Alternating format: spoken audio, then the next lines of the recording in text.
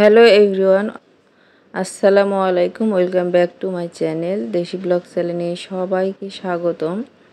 আজকে একটা special blog আপনাদের সঙ্গে শেয়ার করতে যাচ্ছি। আজকের দিনটা আমার কাছে অনেক স্পেশাল ছিল, তো তারই কিছু কিছু ফুটেজ নিয়ে আজকের ব্লগটা সাজিয়েছি। এই ক্যাবিনেটটা তো আপনাদেরকে আগেই শেয়ার করছি, তো এই নিচের তাকগুলো আর কি আমি গুছিয়ে নিতে পারি নাই, তো আজকে গুছিয়ে নিচ্ছি। অনেকগুলো বক্স থাকে যেগুলো হচ্ছে চোখের সামনে থাকলে অনেক এলোমেলো লাগে, কিন্তু এগুলো অনেক প্রয়োজনীয় জিনিস, তো এই জন্যই হচ্ছে এগুলো এখানে রেখে দিচ্ছি। আর এর যে নিচের তাকটা আছে, তো সেইখানে হচ্ছে ফ্রাই প্যানগুলো রাখবো। তো এগুলো হচ্ছে দেখা যায় নিত্য প্রয়োজনীয় জিনিস, আবার প্রতিদিনও ব্যবহার করা হয় না, একদিন পর লাগে অথবা কখনো রোজই লাগে, তো এই টাইপের জিনিসগুলো এখানে রেখে দিচ্ছি।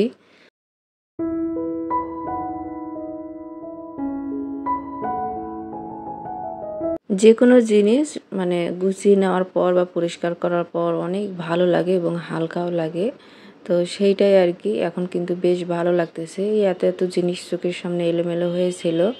সংসার এমন একটা জায়গা, এখানে যত জিনিসেই থাক না কেন সব কিছু কিন্তু কম মনে হয় আরও প্রয়োজন, তো সেইটাই। আর এই গরমে কিন্তু সুমাইয়ের বাবা আমাকে একটা গিফট করছে, সেইটা হচ্ছে একটা ছোট স্ট্যান্ড ফ্যান রান্নাঘরের জন্য। রান্নাঘরে কিন্তু আমার ফ্যান লাগানো আছে, কিন্তু ওই ফ্যানের বাতাসটা কেন জানি ঠান্ডা লাগে না, গরম হাওয়া বের হয় রান্না করার সময়।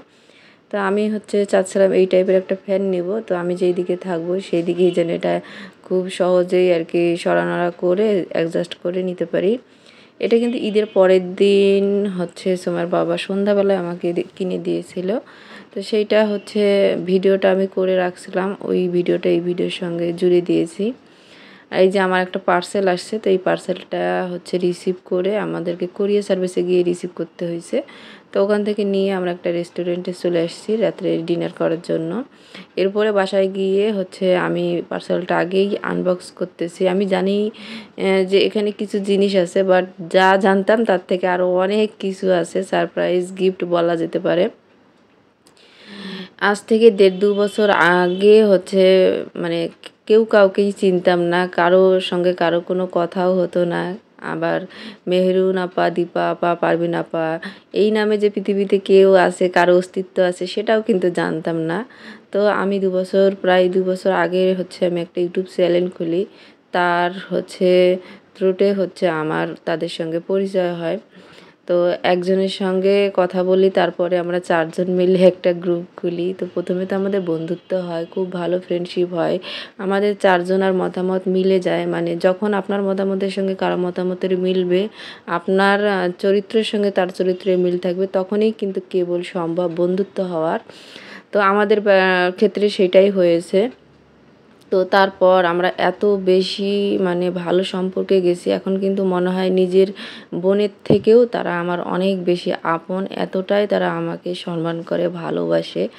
যেখানে মন খুলে সব কিছু বলা যায়, করা যায়, সেটাই কিন্তু আসল বন্ধুত্ব। তো এগুলা কিন্তু দীপা আপা ইন্ডিয়াতে গেছিল, তখন হচ্ছে এই জিনিসগুলা নিয়ে আসছিল। আর রমজান মাসে পানি কম খাওয়ার কারণে কিন্তু আমার স্কিনে অনেক বেশি খারাপ অবস্থা হয়। তো হচ্ছে ওনার ভাই আবার হচ্ছে এর মধ্যে ইন্ডিয়া যায়, তো উনি ওখান থেকে আমার জন্য সানস্ক্রিন ২টা নিয়ে আসছে আর মাস্ক। তো এগুলো সব আবার এত কষ্ট করে র্যাপার করে আমাকে কোরিয়ার করে পাঠিয়েছে।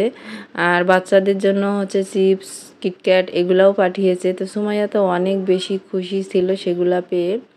আর আমি এগুলো যখন খুলতেছিলাম আমার কিন্তু অনেক ভালো লাগতেছিল, কারণ আমরা কেউ কিন্তু সামনে থেকে কাউকেই দেখি নাই, জাস্ট ভিডিও কলে কথা বলি।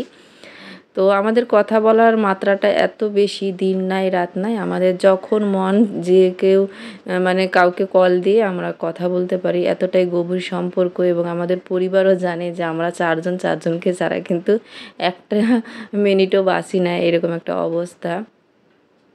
তো এইগুলা হচ্ছে পাঠিয়েছে আর আমি দেখতেছিলাম এত কিছু হচ্ছে উনি মানে পাঠাইছে। আর এই গিফট কিন্তু শুধু যে আমার জন্য আছে তা না, তো বাকি আরও সবার জন্যও আছে। তো সেইটাই, শুধু এই সানস্ক্রিনটাই আমার জন্য আর কি এক্সট্রা বেশি। তো এখানে হচ্ছে পরের দিন আবার আমি ভিডিওটা শুরু করলাম। আর প্রথমে বলে নিই দীপা আপুকে অনেক অনেক অনেক ধন্যবাদ যে এত কষ্ট করে এত কিছু পাঠিয়েছে। আর জানি ধন্যবাদ দেওয়ার জন্যও কিন্তু উনি আবার একটু রাগারাগি করবে আমার উপর, তো সেইটাই। আর এখানে সবজি নিয়ে আসছি, মাছ নিয়ে আসছি, মানে আবার 7 দিনের বাজার করছি, জাস্ট শুধু মুরগিটা নিয়ে আসিনি। তো সবজিগুলো বের করে নিচ্ছি। 4টা মাজনি নিয়ে আসছি, রমজান মাসে আমি মাজনি কিনি নাই, আমার মাজনিগুলো সব প্রায় শেষ, তো আজকে মাজনি নিয়ে আসছি।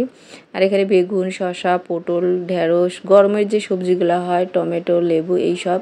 আর সব জিনিসেরই কিন্তু এখন মানে অনেক বেশি দাম। তো যাই হোক, এত পরিমাণ মানে এতটুকু পরিমাণ নিয়ে এসেছি যেন 7 দিন আরামসে যায়, আর হচ্ছে সবজিগুলো যেন নষ্ট না হয়।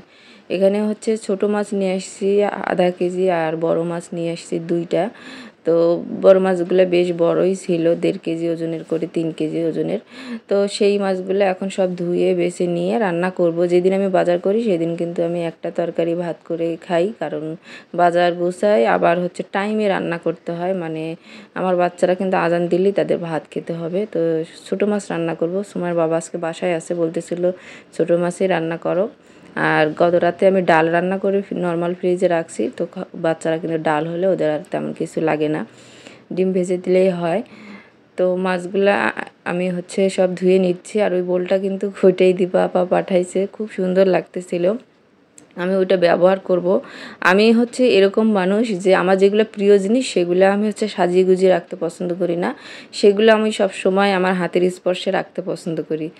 আর এই হচ্ছে বোলটা এত বেশি মজবুত ছিল যে ওইটা কিন্তু আমি আমার সন্তান সবাই হজম করতে পারবো না, এত বেশি ভারী ছিল। ইন্ডিয়ান স্টিলগুলো কেমন হয় আপনারা তো জানেনই। ছোটো মাছ রান্না করার জন্য এখানে টমেটো, পেঁয়াজ, মরিচ, রসুন বাটা, আদা বাটা, জিরা বাটা, আর হচ্ছে আলু কেটে নিয়ে এসে আলু দিয়ে ছোটো মাছ রান্না করব। এগুলো সব দিয়ে ও এখানে তেলও দিয়ে দিয়েছি, সেটা দিয়ে এখন মাখিয়ে নেব।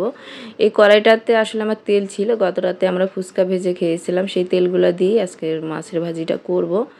তো এখানে হচ্ছে আধা কেজি ছোটো মাছ আছে, সব তো আর একদিনে খাবো না, তো যতটুকু লাগে আর কি ততটুকু দিয়ে তরকারিটা মাখিয়ে নিচ্ছি। ও আর একটা কথা, আমি কিন্তু গরমে ফ্যান অফ করে ভয়েস দিচ্ছি, তো অনেক গরম লাগতেছে, অনেক কথা কিন্তু আটকায় আটকায়ও আসতেছে। শীতের দিনে কিন্তু এই মজা ছিল যে রাত্রেবেলা আমি ভয়েস দিতাম, ফ্যান অফ তো থাকতোই। আর এখন কিন্তু আর রাত্রেবেলা ভয়েস দেওয়া যাচ্ছে না, কারণ ফ্যান তো অফ রাখা যাবে না, বাচ্চা থাকে আমার সঙ্গে। তো যাই হোক, এখন আমি প্রায় দুপুর 12টার দিকে মনে হয় ভয়েস দিচ্ছিলাম, তো অনেক বেশি গরম ছিল। মাছটা এখন আমি গ্যাসের চুলায় রান্না করব, সেটাই আর কি বসিয়ে দিলাম। এখন হচ্ছে আমি মাছগুলো সব গুছিয়ে ফ্রিজে রেখে দিব। আর 1 সপ্তাহের মাছ আমি একদম ধুয়ে মানে পরিষ্কার করে এইভাবেই সংরক্ষণ করি। তো 7 দিনের বাজার সবসময় করি, এর মধ্যে কিন্তু কখনো আবার আগেও শেষ হয়, আবার আমার পরে শেষ হয় না, বেশিরভাগ সময় আগেই শেষ হয়। কারণ হচ্ছে আমাদের একটু মানে বেশি বাজারটা লাগে, বাসায় সদস্য যেহেতু বেশি, তো সবগুলা বক্সে বক্সে রেখে দিছি। আর সব দিন তো আর মাছ খাবো না, দেখা যায় প্রতিদিন তো আর সব মাছ হবে না, কোনো দিন চিকেন হবে, আবার হচ্ছে গরুর মাংসও হবে। তো সবজি ডাল ভাতও কখনো খাবো। যেহেতু গরমের ওয়েদার, এখন কিন্তু নর্মাল খাবার দাবারই বেশি শরীরের জন্য ভালো লাগে, আর খেয়েও শান্তি হয়। তো বক্সগুলোতে সব ভালো করে আমি এখন ঢাকনা আটকিয়ে নিচ্ছি, যেন হচ্ছে বাতাস না ঢুকে। যদি ফ্রিজে এইভাবে ভালোভাবে ঢাকনা আটকিয়ে পরিষ্কার করে মাছ রাখা যায়, তাহলে কিন্তু আপনারা 1-1.5 মাস খুব সুন্দর মাছের মানে টাটকা স্বাদটাই কিন্তু পাবেন। আর মাছটা বার করার পর যদি আরেকটু লবণ দিয়ে ধুয়ে নেন, আমার মনে হয় যে মাছ ফ্রিজে রেখে খাচ্ছেন না টাটকা নিয়ে খাচ্ছেন কেউ কখনো বুঝতেই পারবে না। মাছের মাথা আর লেজটা আমি আলাদা করে রাখছি, হচ্ছে অন্য কিছু করলা বা কোনো লাউয়ের তরকারি করে খাওয়া হবে সেই জন্য। তো এগুলো এখন ফ্রিজে রেখে দিচ্ছি। আর এর মধ্যে আমার অনেক গরম লাগতেছিল, এত বেশি সেই দিন গরম ছিল, বাজার করছিলাম, খুবই খারাপ লাগতেছিল। সকালে তো আমি একবার শাওয়ার নিচ্ছিলামই, কিন্তু তারপরে আমি দুপুরের লাঞ্চ করার পর আবারও নিচ্ছিলাম, এতটাই গরম ছিল। তো গরমের দিনে কিন্তু মানে আমাদের যারা মধ্যবিত্ত তাদের যদি একটু বিদ্যুৎ চলে যায় তাদের কিন্তু খুবই খারাপ লাগে। তো এর মধ্যে হচ্ছে সুমাইয়া করছে, আম্মা আসো আইসক্রিম খাই, যেহেতু তোমার অনেক গরম লাগছে, তারপরেই হচ্ছে আমরা ভাত খাবো। তো ওইটাই আর কি সুমাইয়া করছিল একটু জিয়ার্স করে নাও, সবাই একসঙ্গে আইসক্রিম খাচ্ছিলাম। এখন হচ্ছে আমি দুপুরের খাবারটা নিয়ে নিচ্ছি। এখানে টমেটো আর শসা দিয়ে হচ্ছে আমি সালাদ বানিয়ে নিয়েছি, আর হচ্ছে লেবু নিছি এক টুকরা, আর হচ্ছে এখন ছোটো মাছের ভাজি নেবো। আসলে আমার আর সুমাইয়ার বাবা ছোটো মাছের তরকারি থাকলে কিন্তু তেমন কিছুই লাগে না। তো ওরা কিন্তু ডাল খাইছে, আমি কিন্তু ডাল খেতে পছন্দ করি না। তো আজকের ব্লগটা কিন্তু এখানে শেষ করে দিচ্ছি। সবাই ভালো থাকবেন, সুস্থ থাকবেন। আল্লাহ হাফেজ।